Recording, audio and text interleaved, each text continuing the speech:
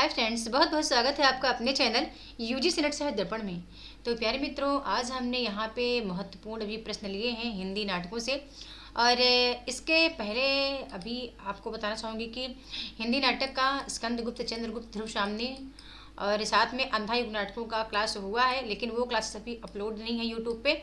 और मैं अभी स्टार्ट कर रही हूँ सिंदूर की होली नाटक से लेकर के जितने भी नाटक हमारे पाठ्यक्रम में लगे हुए हैं सभी नाटकों की चर्चा परिचर्चा में है करके।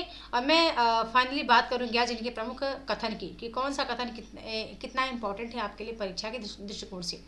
ठीक है, तो पहला कथन आता है कि आजकल की शिक्षा में शब्दों का खिलवाड़ खूब सिखलाया जाता है। कथन है प्रथम अंक से मुरारी लाल का। दूसरा है कि झूठ का रोजगार तो आप लोग देहातों में करते हैं, लगान वसूल करने के वक्त और बिरादरी में। प्रथम अंक माहिर अली का है सिंदूर की होली नाटक से। तीसरा एक कथन आता है कि आजकल का कानून ही ऐसा है, इसमें सजा उसको नहीं दी जाती जो कि अपराध करता है, सजा तो केवल उसकी होती है जो अपराध छिपाना नहीं जानता। बस यही कानून है। कथन मुरारी लाल का प्रथम अंक से लिया गया है। अगला है, हम लोग मनुष्य और उसके अधिकार की रक्षा करने के लिए या रक्षा के लिए कुर्सी पर नहीं बैठते। हम लोगों का तो काम है केवल कानून की रक्षा करना, यही बुराई है और इसलिए यह सब हो रहा है। प्रथम अंक से कथन है मुरारी लाल का।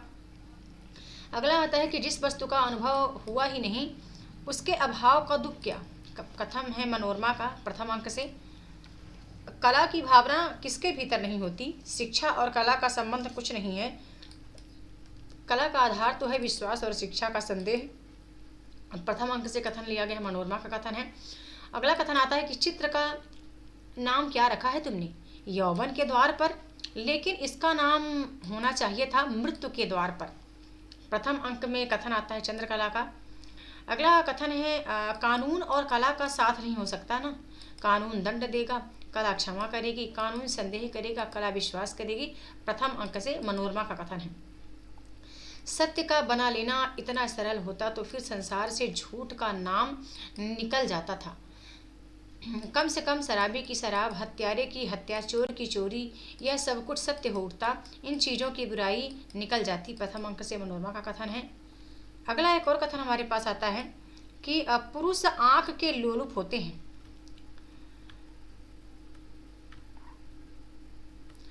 विशेषतः स्त्रियों के संबंध में मृत्युशैया पर भी सुंदर स्त्री इनके लिए सबसे बड़े लोभ की चीज होती है।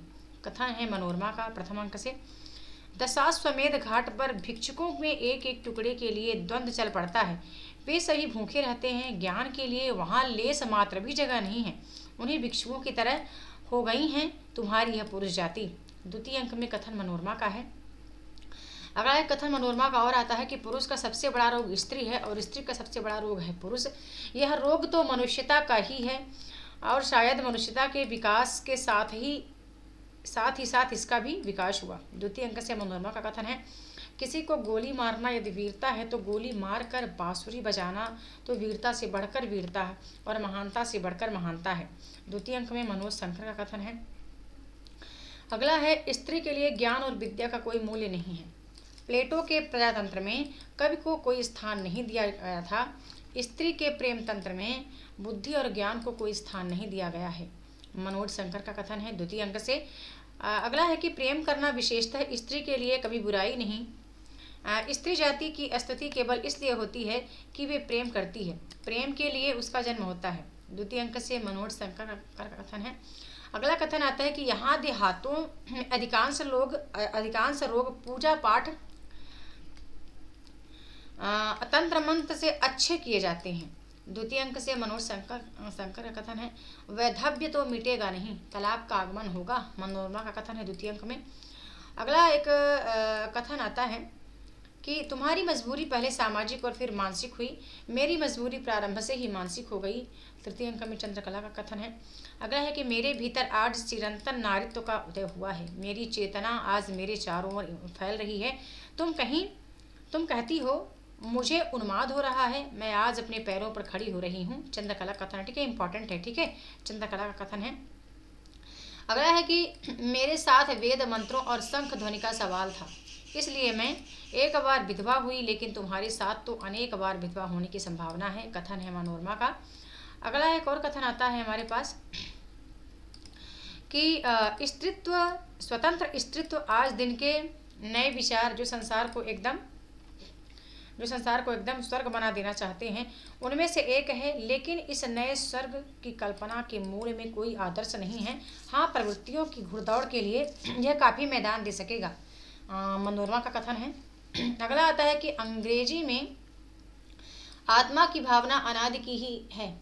उनके लिए तो 50-60 वर्ष के जीवन में ही आत्मा कभी कभी 10-5 बार मरकर जी उठती है, या वे बुद्धि बल से आत्मा को जब तबीयत चाहती है बदल दिया करते हैं। लेकिन हमारे यहाँ आत्मा के साथ एक प्रकार का खिलवाड़ नहीं होता। हमारे यहाँ तो आत्मा अनादि और अनंत है। कथन है मनोरमा का। अगला कथन हम चलते हैं आधे अधूरे नाटक से लेते हैं। ठीक है, आधे अधूरे नाटक के कुछ महत्वपूर्ण कथन हम देखते हैं जो कि आपकी परीक्षा के लिए बहुत महत्वपूर्ण है। आधे अधूरे नाटक का कथन है। पहला कथन काली सूट वाले आदमी का। मैं अपने संबंधों में निश्चित रूप से कुछ भी नहीं कह सकता, उसी तरह जैसे इस नाटक के संबंध में नहीं कह सकता, क्योंकि यह नाटक भी अपने में मेरी तरह अनिश्चित है। आप बताना मुझे इसका प्रकाशन कब हुआ था। आधे अधूरे नाटक का प्रकाशन कब हुआ था। मोहन राकेश का आधे अधूरे नाटक है और आषाढ़ का एक दिन, दोनों ही नाटक हमारे पाठ्यक्रम में लगे हुए हैं।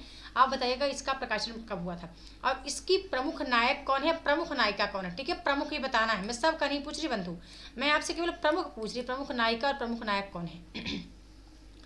अगला आता है कि सावित्री का कथन है कि न करता मदद तो उतना नुकसान तो न होता जितना उसके मदद करने से हुआ है। अगला बिन्नी का कथन आता है कि वजह सिर्फ वह हवा है जो हम दोनों के बीच से गुजरती है। अगला कथन एक आता है बड़ी लड़की बिन्नी। मैं इस घर से ही अपने अंदर कुछ ऐसी चीज़ लेकर गई हूँ जो किसी भी स्थिति में मुझे स्वाभाविक नहीं रहने देती। फिर कथन एक और आता है महेंद्रनाथ का आता है। महेंद्रनाथ इस पुरुष एक है। ठीक है, इसमें एक ही पुरुष के 4 किरदार आपको देखने को मिलेंगे। ठीक है, अब वो यदि आपने पढ़ा होगा तो आपको पता चल जाएगा कौन कौन से पुरुष पात्र हैं और क्या किरदार है। मैं इस घर में एक रबड़ स्टैंप भी नहीं, सिर्फ एक रबड़ का टुकड़ा हूँ, बार बार घिसा जाने वाला रबड़ का टुकड़ा। महेंद्रनाथ का कथन है। अगला आता है पुरुष 2 सिंघानिया का कथन है कि मैं प्राय कहा करता हूँ कि खाना और पहनना, इन 2 दृष्टियों से वह अमेरिकन भी यही बात कह रहा था कि जितनी विविधता इस देश के खान पान और पहनावे में है, और वही क्या सभी विदेशी लोग इस बात को स्वीकार करते हैं। लड़का अशोक कहता है कि जब भी बुलाया है आदमी को, नहीं उसकी तनख्वाह को, नाम को, रुतबे को बुलाया है।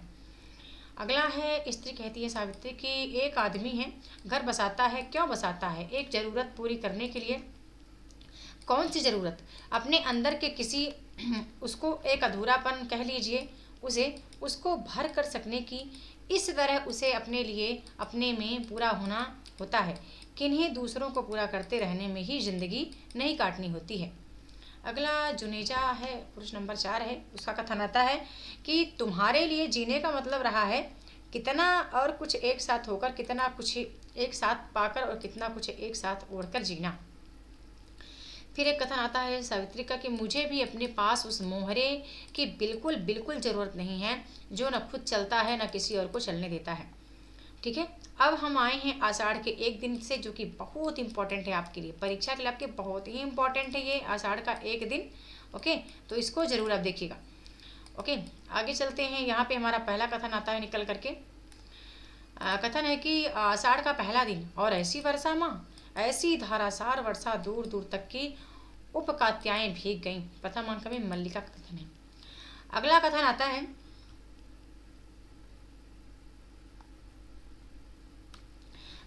कि सौंदर्य का ऐसा साक्षात्कार मैंने कभी नहीं किया जैसे वह सौंदर्य अस्पृश्य होते हुए भी मासल हो।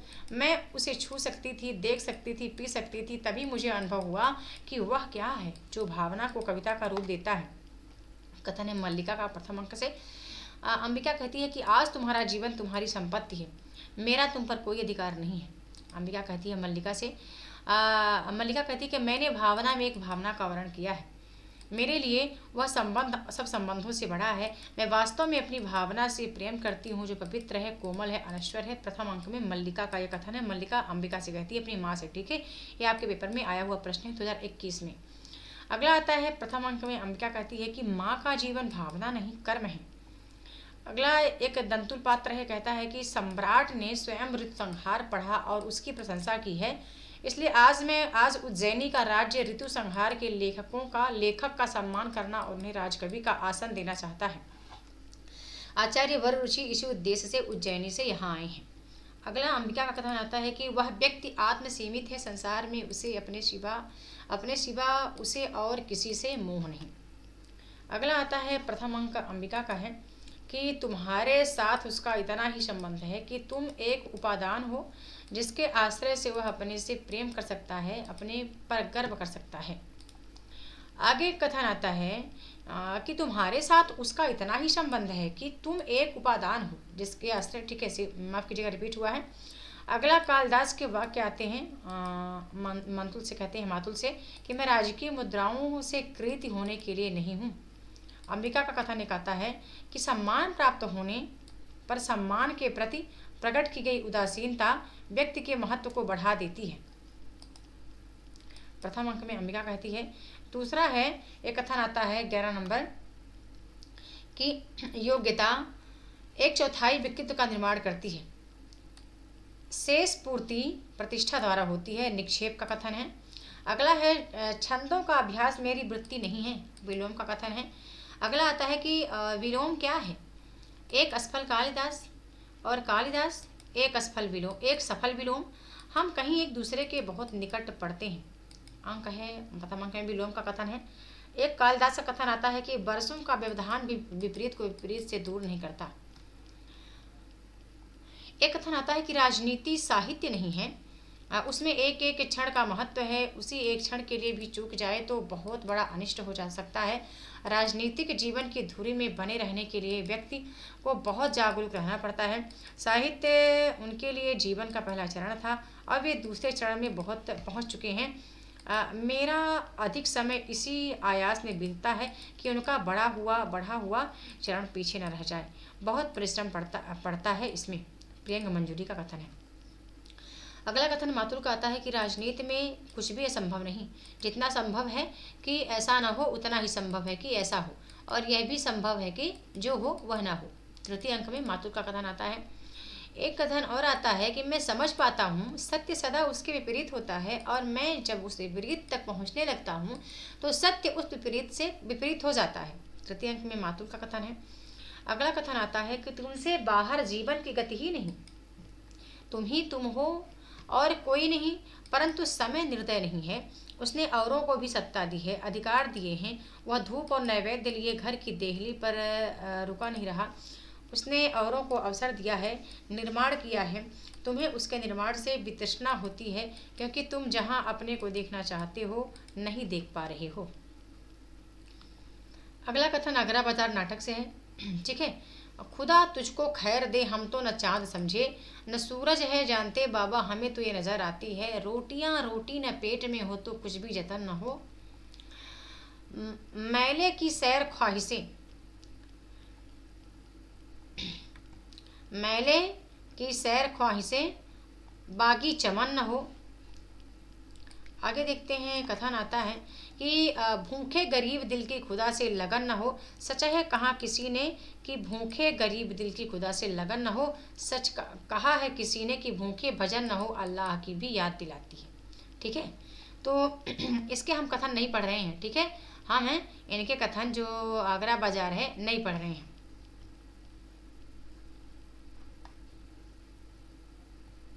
हम पढ़ रहे हैं बंधु बकरी नाटक के कथन, ठीक है। बकरी इंपॉर्टेंट है और ये हमारा भी लास्ट है। अभी इसके आगे आप देख पा रहे हैं यहाँ पे कि बहुत से कथन हैं। बकरी नाटक से पढ़ते हैं कि 5 देव सम 5 दल लगी ढों की रेस, जिनके कारण हो गया देश आज परदेश। तो ये मंगलाचरण है जो कि पहले दृश्य में देखने को मिलता है। हिंसा तेरी हिंसा अहिंसा मेरी, रस्सी है बटनी जा तेरी जा मेरी न पटनी। नट नटली का युगल गीत है। अगला एक सिपाही का कथन आता है कि यह गांधी महात्मा की बकरी है, यहाँ से दफा हो वरना इस बकरी को बिना खाना पीना दिए कमजोर कर मार डालने की साजिश पर भारत सुरक्षा कानून के अंदर तू हवालात की हवा खाएगी।